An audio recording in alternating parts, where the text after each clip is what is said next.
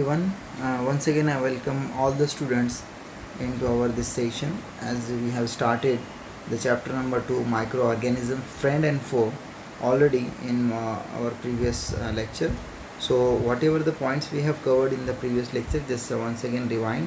What is microorganism? We have seen actually the microscopic organism which cannot be seen by our naked eyes.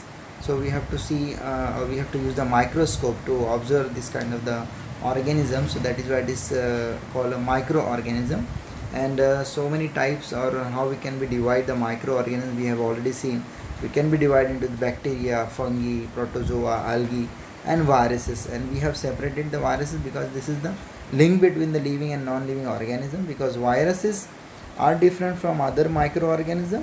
Why? Because without entering the host body, it cannot be it cannot be reproduced. So that is why it is in the form of inactive form outside the host body. So that is why we have kept the viruses into the different categories.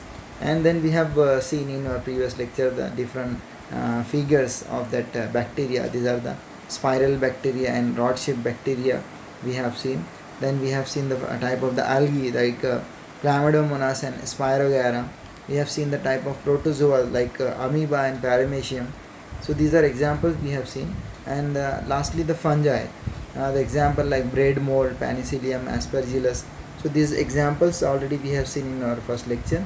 Then we have seen the examples of viruses, and we have having enough discussion about the viruses. Then we have started where do the microorganisms live. So everywhere in the environment, wherever the microorganism have the water, have the moisture, proper temperature, humidity, so it can be grow in any place of the environment. So we cannot say any area is free from the microorganism. Microorganisms and us, in this topic we have seen why it is necessary and how the microorganisms, whether it is a good for us or whether it is bad for us. So first we have seen the friendly microorganisms, like some microorganisms are present into the soil, that is the rhizobium bacter we have seen, and that is providing the soil fertility. It can make our soil fertile by fixing the nitrogen, like. And then we have seen the microorganisms that are useful into the making the curd and bread industry, that is yeast we have seen, or in the especially into the curd, the penicillin microorganisms we have seen, that is responsible to convert the milk into the curd. Then for the bread we have seen yeast microorganism, which are just utilizing the sugar from the flour, and it is releasing the carbon dioxide, which is useful into the bread industry to make the bread fluffy and spongy. So that is we have seen already. Then we have also seen the example of the uses of the yeast into, this is the actually how the useful of the yeast into the bread industry. It is making it is fermentation is happen and the dough will be rise. This activity we have seen.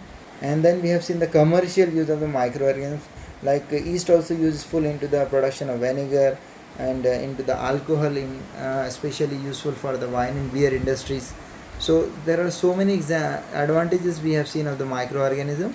Then medicinal use also we have seen, like antibiotics, that is also made by the microorganisms only. And we have seen the example of penicillin, streptomycin, tetracycline. These are erythromycin. These are the antibiotics made by the microorganisms only.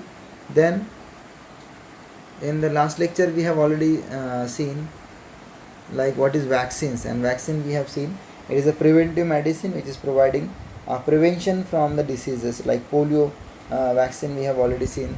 And so many examples of the vaccines we have seen. Antibodies we have already discussed in our in our last lecture. Then we have seen the use of increasing the soil fertility, like rhizobium, which is growing into the soil in the root nodules of the plants, and it is just providing the fixing of nitrogen, and it is making the soil fertility, increasing the soil fertility. That is also called the nitrogen fixer, and it is also come under the microorganisms. That is advantage or good for us. This is the slide for the nitrogen fixing blue green algae, how it looks like in the microscope, and it is responsible for fixing the nitrogen into the soil and making the soil more fertile. It is can be increase the soil fertility. And then we have seen in the use of microorganism, into the cleaning the environment. And how it can be cleaned? It can be cleaned by decomposing the plant and animal. The bodies or the dead bodies of the plant and animal can be decomposed with the help of microorganism, and it is also the advantage in the cleaning of the environment. Also the advantage to make the fertility of the soil again, because after decomposing the nutrients will be added into the soil again, and it can be increase the fertility of the soil. So these are all the things we have seen in our previous lecture, and we have reached up to here. Now the next point or the new points for us, that is a harmful microorganism. Up to here we have seen the part which is showing the microorganisms are friendly for us. What are the friendly or good microorganism for us, which is advantage of the microorganism for us. Now we will just talk about the harmful microorganism, that is a negative effect of the microorganism. So what is actually the harmful things of the microorganisms? Are harmful in many ways, like some of the microorganisms cause the diseases in the human beings. So disease causing microorganism is very harmful for us, because we will means having the diseases because of this kind of microorganisms. And some animals and plant, other animals and plant also having the diseases with some microorganisms. So such disease causing microorganisms or microorganisms are called pathogens. So the microorganisms which is causing the disease to the human beings, that will come under the category of pathogens, right? So what is the pathogens? The organisms or the microorganisms which is causing to the disease, which are causing disease to the human beings, other animals and plants. So that is called pathogens. So this is going to be a definition of pathogens, and this is actually the negative effect of the microorganism. So some microorganisms spoil food also, clothing, leather. So that is also the negative effect of microorganism. As number one, it is called the pathogen, which can be cause the disease to us. Then some microorganisms can spoil the food. As when we are looking to our foods, when we are keeping the food on a room temperature for long time, so we will see in the next day the food will spoil. And what is mean by the spoil food? We cannot eat that food now, because the microorganisms are grown into that food, and it has already made the food harmful or poisonous for us. So if someone is eating that food, it can be have the negative effect, or it can be have the harmful effect of that microorganisms into the food. So that is called spoil food. Like clothing also, leather onto the leather, because this is the biodegradable. So whatever the biodegradable things, the microorganism can be act on that and can be decomposed to it. So let us study more about the harmful activities or the harmful things of the microorganisms. Number one, we'll start with disease causing microorganism. So the microorganism which can be cause a disease to the human being, that is called pathogen. Already I have told you. So that pathogen will enter into the body through the so many ways, like air when we breathe, the water we drink, or the food we eat. So this is the ways of the entry of the microorganism. It can be entered by the air, it can be entered by the water what we are drinking, can be entered through the food what we are eating. So these are the three ways from where the microorganisms can be enter in our body, and then it can be start affecting to the body. So they can also get the transmitted by the different contact with the infected person, right? Above or except the three ways we have discussed above, the number four ways can be enter in our body from the infected person, or it is what is mean by the infected person? If the person is already ill, and if you are coming in the contact of infected person, so microorganisms can be come or from that infected person also, that carry through an animal, or if some animals they having the disease, causing microorganism, from that another animal also it can be come to us. So microbial diseases that can be spread from an infected person to a healthy person through the air, water or physical contact, it is called a communicable disease. As we have seen in our previous classes also, what is mean by the communicable disease, what is mean by the non-communicable disease. So what is the definition for communicable diseases? The microorganism can be transferred from one person or from an infected person to the healthy person by the contact or by the means of water, air or physical contact. So the disease is called communicable disease. So example of such diseases include cholera. These are the example. Cholera is a communicable disease, can be transferred. Common cold. This is already we know if somebody is having the sneezing in front of, it can be also. Chicken pox and tuberculosis. This is called the communicable diseases. As we have very recently we are having the coronavirus also. It is also the communicable. That is why we are taking so many precautions. We are just covering our mouth. We are not going outside because it is a communicable disease, can be transferred. That is also should be happen with the virus only, right? So that is a communicable diseases, can be infect or can be just a transfer from a infected person to the healthy person. So when the person is suffering from the common cold or sneezes or fine, so when the person which is already suffering from the common cold, once it is sneezing, so very fine droplets that are come into the moisture that carry thousands of the viruses, because virus is microscopic organism. So once some person is sneezing and if it is having the cold, so it is having a very small droplets that are adding into the air, and it is a microscopic droplets, we cannot see that, and the droplets are having thousands of the viruses are present, and that can be spread in the air.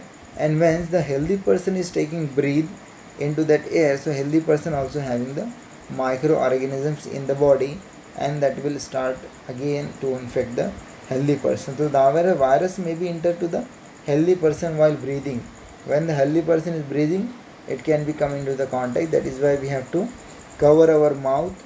We have to use the mask to avoid this kind of the diseases. So then how do we prevent the spread of this communicable disease? So there are so many ways, like we have to just cover our mouth with the handkerchief while we have the sneezing, right? So it is avoiding the spread of the microorganism from a infected person to the healthy person, or better keeping the distance from the infected person, right? So these all are the things which already we are just doing right now, because there is a spread already, there is a disease, coronavirus is there, so that is also viral disease.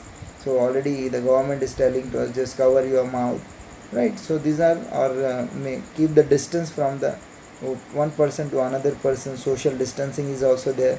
So these all are the reason, because this is the viral disease, can be spread from one person to another person. So these are the preventive measure we can be do to avoid the spread of this kind of the communicable disease. So this we have to be do when we want to just prevent from this kind of the diseases. These are the preventive measures. Everyone have to be follow this preventive measures. So there are some insects and animals which can be act as a carrier. Like we have seen, the microorganism can be spread from the air, water, food, like person to person. But there is one more chance, that is the insects or some animals which can act as a carrier. And what is mean by the carrier?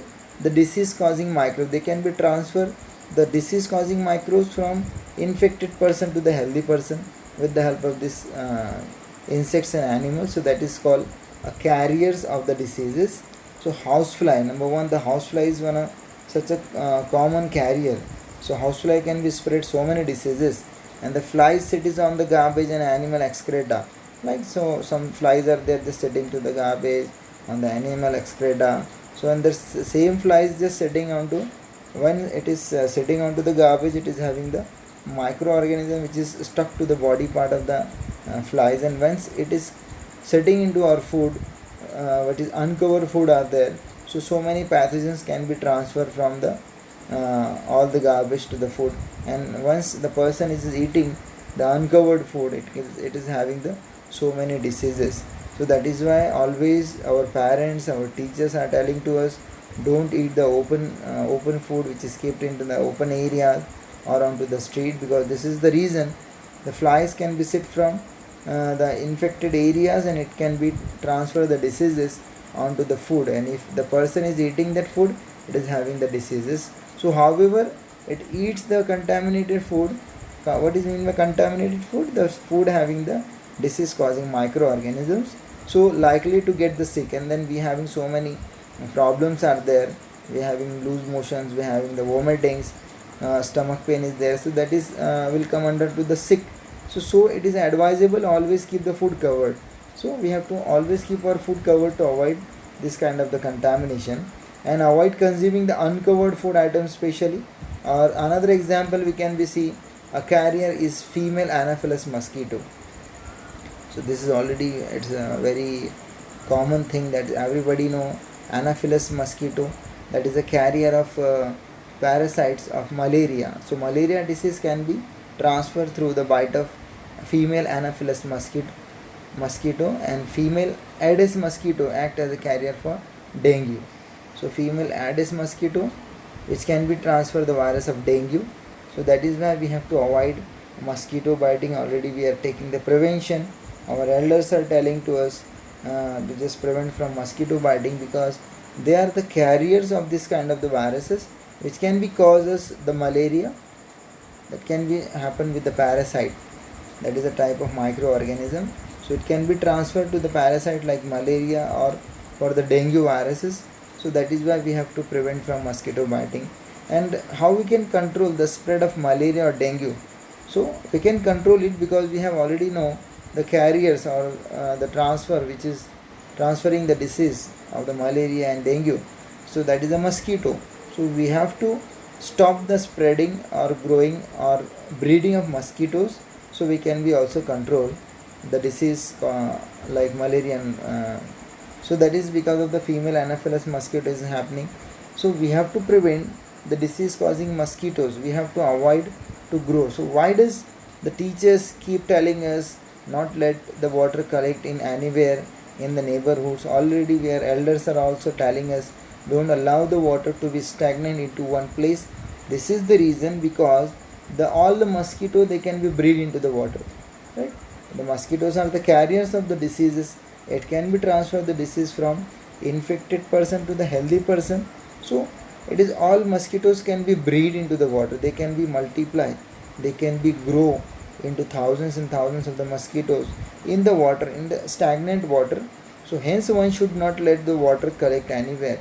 So we have to avoid the collection of the water or stagnant water in our areas, in our surroundings, in our coolers, tires, flower pots, etc. These are the so many things we are not negligible, we are neglecting to these things, but this can be allowing the stagnant of the water. So these all the things can be giving the more suitable condition for the mosquito to breed.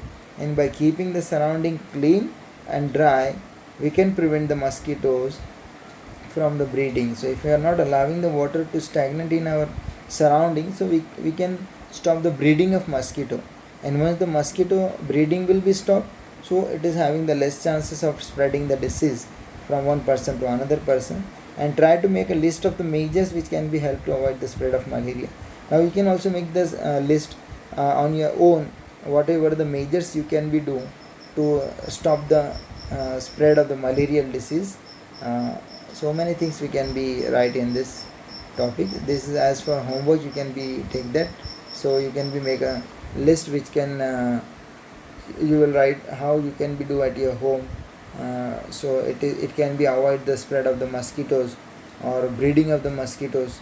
So once we can be stop the breeding of the mosquito, we can be also prevent from this kind of the diseases, that is the malarial diseases and parasitic diseases. So many things we can be doing to that. So now up to here we have seen the microorganism which can spread or which can be spread the disease from healthy person to infected person to healthy person. So that is pathogens are there, parasites like malarial diseases are there. So now next what we have, as per our discussion, there is one table are given in your book. That is what is shown in this table, that is some common diseases that can be present in the human and how it is caused by the microorganism. Which kind of the diseases caused by a different microorganisms, what is the mode of transmission, means how it can be transferred from one person to another person with the help of the air or water or person to person, or what is preventive measures, whatever the measures we can be take to avoid this kind of the diseases. So let's start with this table. So number one, it is given here, a first column that is showing the human diseases in the first column. Second column have the causative microorganism, which are the microorganisms which can be cause the disease, mode of transmission and preventive measures. So let's start with number one disease, that is a tuberculosis. In short, always we are telling TB. So that is a full form of TB is tuberculosis. Actually it is a lungs disease. We are having a problem in our lungs, we are having more coughing because of the tuberculosis. That is the symptoms for that. And causative microorganism who can be cause this disease, that is a bacteria. So this is a bacterial disease, we can be say. The tuberculosis is a bacterial disease. And how it can be transferred? So mode of transmission is air. So whilst if someone is having this kind of the tuberculosis disease, and when it is coughing in front of the other person, so the small droplets will add it into the air, and they having thousands of viruses or bacteria, because it is a bacterial disease, and it can be transferred to the another person with the help of the air. So when someone is breathing into that infected air, so it is having the bacteria of tuberculosis, and the another person can also be infected. So that will come under the communicable disease. Actually this is. So what are the preventive measures we can be take? How we can be avoid this disease? So this is all for this same type of the diseases. Preventive measures will be common for all, like keeping the patient in complete isolation. What is mean by isolation? We have to keep the patient separate. Like if some viral diseases are there to the person, so we are just allowing the person to stay alone or into the separate isolation ward are there into the hospitals. So we are allowing the patient to complete isolation, keep the personal belongings of the patients away from the those of others. Means personal belongings like their clothes, their utensils, their plates, their glasses, everything which is personally, so that can be keeps belongings separate to the other person. If the same things will be used by a healthy person, so there are chances of transformation of the disease to the healthy person also. So that is why we have to keep the belongings, personal belongings, separate from the other person, and vaccinations to be given at the suitable time or suitable age. What is mean by the vaccination? We have seen already. We can be make our body already prepare from the diseases. So if the person is taking that vaccine, that is a dead or weak organisms of this disease, so our body is already prepared for this disease, and that is a prevention we can be do. We can be take the vaccination of the disease, or we can be avoid the spread of this kind of the diseases or having the diseases. Right.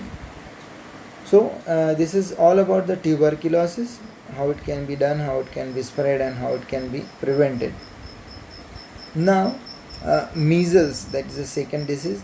It can be spread through the viruses because it's a viral disease.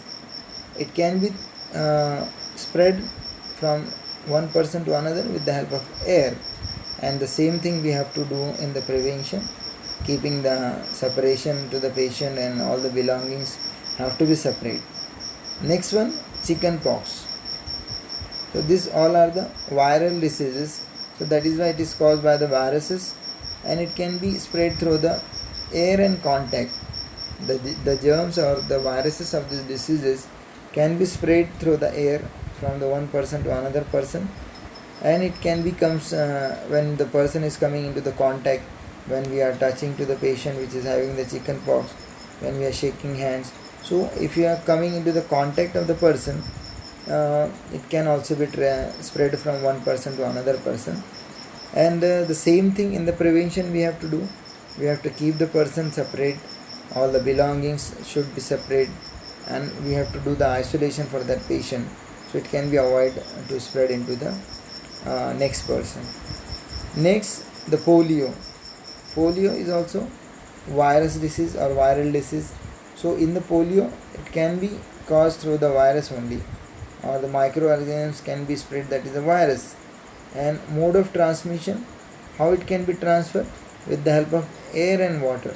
Right? If the person is using a contaminated air or contaminated water, if the viruses of the polio are present into the air and water, so it can be cause the polio to the another person also. If someone having the polio, the same thing we have to do for the prevention of this disease. So in the very first column we have seen the diseases and its agents, how can be transferred, causative microorganisms and prevention, right? So this all the very important thing you have to keep in your mind in your daily practices. If there's some person having this kind of the diseases, what you have to do exactly, right? Now the next disease is cholera. Cholera is the disease which can be transferred through the bacteria, which is caused by the bacteria. So this is the cholera is a bacterial disease. How it can be transferred or spread? With the help of the water and food. If the person is using the contaminated water, or the cholera bacteria are there into the water or into the food, so once we using the contaminated food and water, the disease can be transferred to one person to another person. And the next type is typhoid. Typhoid is a bacterial disease again, and it can be transferred through the water. If you are drinking a contaminated water, so this kind of the disease can be transferred. That is why we are always telling we have to use the clean water. So it will come under the prevention. How we can prevent the disease? Maintain the personal hygiene. Personal hygiene is very important. It can be avoid so many diseases. So once we are maintaining the personal hygiene, we can avoid the disease like cholera, typhoid and so many diseases. Good sanitary habits. What is meant by sanitary habits? Making our hands sanitized. We can use the sanitizers, like nowadays we are using the sanitizers. So good sanitary habits can be avoid this kind of the disease. Especially consume proper cooked food and boiled drinking water. As we have seen, cholera can be spread through the water and food. So once we are eating properly cooked food, it can be avoid this kind of the disease causing bacteria. The bacteria can be killed on a cooking. So if you are completely cooked the food, it is good for us. If you are drinking the water that is boiled, so once we are boiling the water, the cholera or the bacteria which can be caused the cholera can be killed, or we can be prevent ourselves. And lastly, vaccination. In the earlier ages, if we are taking the vaccination, so we can be also avoid the disease of this kind of the disease. So that is called vaccination. So these are the preventive method we can be do for cholera and typhoid, right? Next is hepatitis B, as a name of disease, which can be transferred through the virus. This is also the virus disease, and the transmission is water. If the person is drinking the contaminated water, the disease can be happen to the person. That is hepatitis B. How we can we do the prevention? Drink boiled drinking water and vaccination. Always the person have to be drink the boiled drinking water, because boiling can be kill the viruses of this hepatitis disease. So, and the next one is vaccination. If in the earlier ages or the childhood we are taking the vaccination of hepatitis B, this is also a very good prevention, because our body already prepared to fight against this kind of the viruses. So we are having the prevention. Now the next is malaria, which is very common disease. Everybody know about the malaria. It is a protozoal disease. The means of how it can be happen, because of the protozoa, right? A microscopy. So this is the protozoa can be cause a malaria. And how it can be transferred? With the mosquito, as we have seen already before. That is, mosquito is a carrier for this malaria. It can be carry the protozoas to the healthy person. So that is why it is called the carriers mosquito. Mosquito can be spread the disease, and already we have seen how we can prevent from this disease. So use mosquito repellent or mosquito nets, as we have already using in our house. We are using the mosquito nets, mosquito repellent cream to avoid the mosquito biting, because mosquito can be transfer the disease or the protozoa of the disease. Spray insecticides and control breeding of mosquito by not allowing the water to collect in the surrounding, right? As we have seen, the mosquito are breeding into the water. So what we have to do? We have to first of all avoid the stagnant of the water. We don't allow the stagnant water into the one place. Second thing, if the water is stagnant, we can be do spray some insecticides which can be kill this mosquitoes and control breeding of mosquito with the help of that, by not allowing the water to stagnant. So these are the prevention we can be do to avoid the spread of mosquito or spread of these diseases like malaria and dengue. So this is very good box it is given here.